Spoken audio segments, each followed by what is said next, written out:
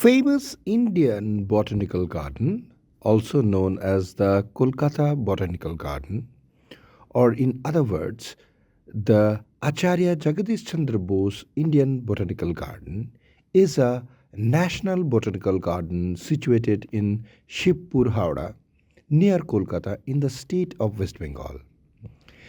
This garden is also commonly called the Calcutta Botanical Garden and was previously known as the Royal Botanical Garden, Kolkata or Calcutta.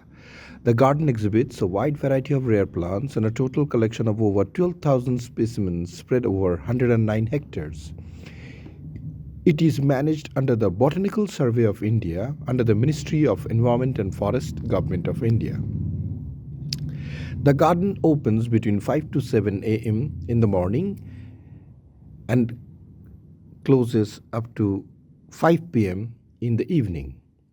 The designer of the garden was Robert Kidd and William Roxburgh, created around 1787, 238 years ago, spread across an area of 109 hectares or 270 acres. The garden was founded in 1787 by Colonel Robert Kidd, an army officer of the East India Company, primarily for the purpose of identifying new plants of commercial value such as stick and growing species of trade.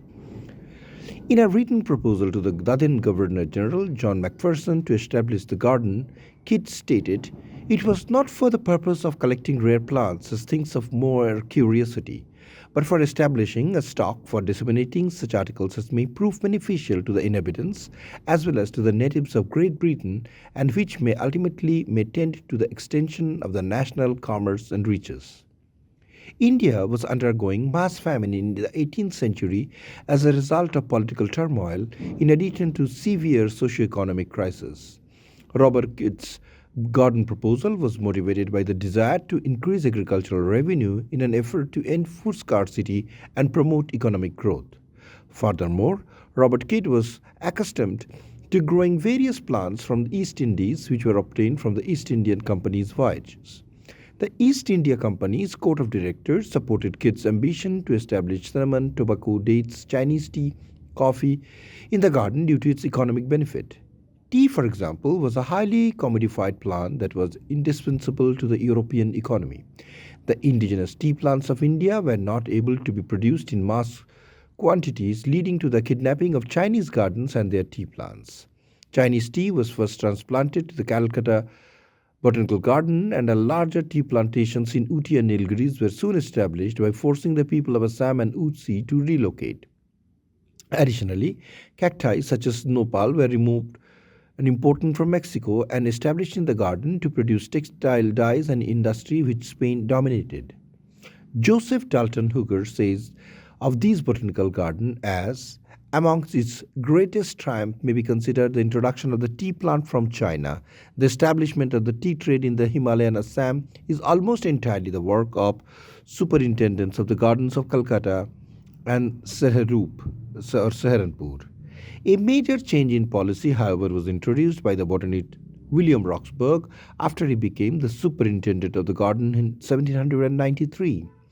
Roxburgh bought in plants from all over India and developed an extensive herbarium. These collection of dry plant specimens eventually became the Central National Herbarium of the Botanical Survey of India, which comprises around over 2 lakhs 500,000 items during the early years of the garden. The Calcutta Botanic Garden played a significant role in the intersection of botanical gardens and colonial power in British India.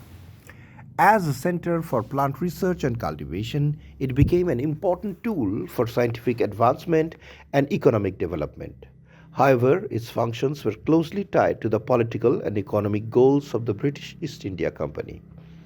This section explores how the garden's scientific pursuits were intertwined with colonial expansion and governance, highlighting the complex relationship between botany and imperial power in the late 18th and 19th centuries. The Calcutta Botanical Garden was a part of a large network of scientific institutions, including the Singapore Botanical Garden and the St. Vincent and the Grenadines Botanical Garden. These network moved plants between gardens and classified them using the Linnean system of classification. It supported scientific research and was also used in colonial expansion. The East India Company went through major political changes while developing its botanical work. The East India Company Act of 1784 put the company under British government's rule, but it still had governing power. Between 1786 and 87, it ruled together with the Nawabs of Bengal. As the company gained more control over farming in South Asia, it did a lot of scientific research, including plant surveys, with two main goals: to estimate how much money valuable plants could make, and to show the company should be involved in governing. Although it was a trading company, the East India Company had powers like government, including collecting taxes. Its system kept officials separate from farmers. Both Indian and British officials were involved, and the court of directors watched over these to try to keep it fair. Over the time, more and more plant scientists were able to study new areas in India, collecting lots of information. Important people who worked at the gardens included William Roxburgh, Nathaniel Wallis, and William Griffith, a well known plant scientist who did extensive research at the garden. The Calcutta Botanical Garden changed a lot since it was first set up. It made beautiful gardens for people to visit while still studying plants. In the 1970s, the garden started growing better food plants and other useful plants for India. This shows how the garden started to focus more on helping the country, the agriculture, and its people. Griffith was instrumental in rearranging the Calcutta Botanical Garden in a way that reflected scientific practice of the time, emphasizing the importance of scientific classification in the garden's appearance.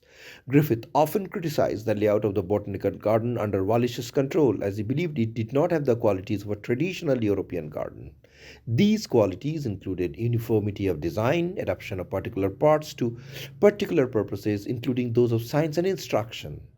The ways in which the garden was restructured from 1816 to 1846 reflected the demands of a rapidly growing scientific field that fueled European colonial influence. Key features of the 1816 map depict four nurseries, housing for laborers, farm, and a small Linnean garden. The map, titled Plan of the Botanical Garden, December 1845, was developed in 1843 by Griffith and shows key differences compared to the 1816 plan created by Wallis. Major illustration of natural features such as rivers and trees which appear alongside the nurseries are either not included in the map or depicted from the symbols.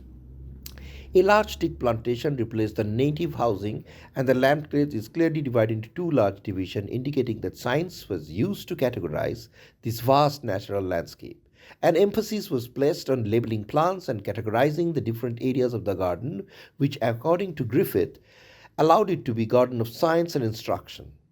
The best known landmark of the Acharya Jagadish Chandra Bose Botanical Garden is the Great Banyan Tree, the enormous banyan that recognized to be the largest tree in the world at more than 330 meters in circumference. It particularly inspired the novel Hothouse by Brian Aldiss. The gardens are also famous for their enormous collection of orchids, bamboos, palms, and plants of the screw pine genus Pandanus. Animals seen inside the botanical garden include the jackal, Indian mongoose, and Indian fox. Many species of snakes are also found in this garden.